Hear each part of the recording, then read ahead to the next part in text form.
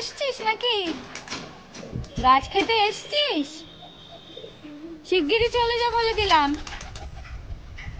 গাছ কিন্তু খাবি না, হ্যাঁ? কই রে, কি খাচ্ছিস? এদিকে টাকা একটু।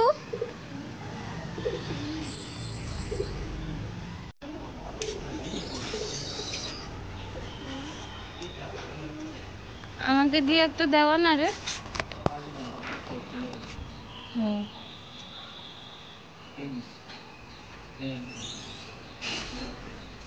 পালালো।